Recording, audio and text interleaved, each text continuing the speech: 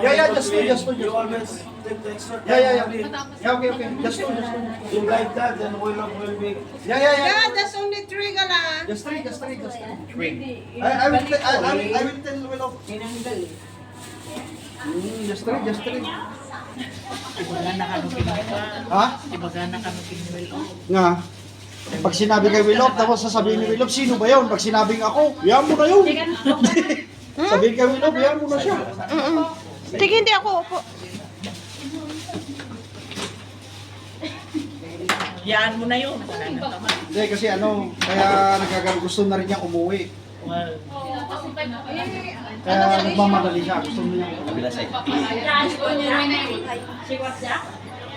Sarap. Kasi nagtuturo si Dr. ng judo. Baka yung mga nagkakape, magpapaturo. May bayad ito. Ha? May bayad. Ito?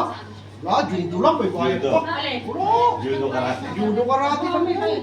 O, di mo, tatalian may bego. Oh, wala. Ay, say, pwede kami.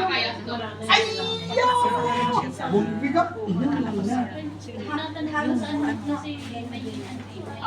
Ako rin, gusto ko rin yan eh. Kasi, Okay. ako rin. Ikaw na, Gusto ko rin yan. Ikaw na. Hindi pa tapos. Uupo pa siya.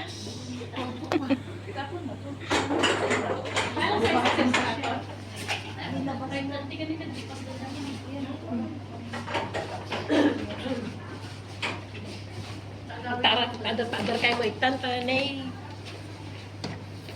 Sinabi mo eh.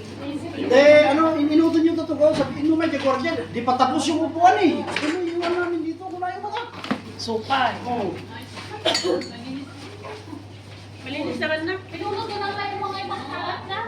Hindi pa sinabi yung provision. Ano kaya kung palumpahin natin sila sa ano?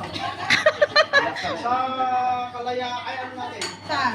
Sa kalayaan natin, di ba isang daan may itong tao doon? Mayroon naman na maliit doon sa tabi ko. Anong ka na yan? Thanksgiving, September ano siya? 20. 20. Oh, isang daan may itong tao doon eh. Pwede naman sila doon sa kabilang kwarto yung maliit doon. Sabi ko, sabi mo si Sino? Hindi na yan pupunta. Ang bibigat naman ang Ulitin natin, para ibang dinakaten. Oo. Kaya nga maraming Oo nga. Kasi ano yun eh, hanggang 5 o'clock. Di ba 10 to 5 yun? Magpaulit. Dapat umaga kayo. Depende po, kung kailan yung mabalik. Yung schedule natin kung 10 to 5? Ayan, 10 to 3? 10 to 5 o 10 to 4? 10 to 5. Pwede na yun. Hindi, automatic na yun pagka ano. 11 to 4. Yeah. 11 to 4 lang? Wow. Pwede mas mahaba kayo sa Ihan dito. compression. Ay 1 to 5 lang to eh. Nag-umpisa tayo, alas 12. Oo.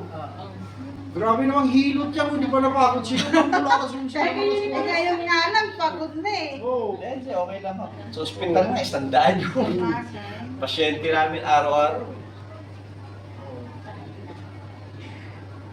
Okay ba?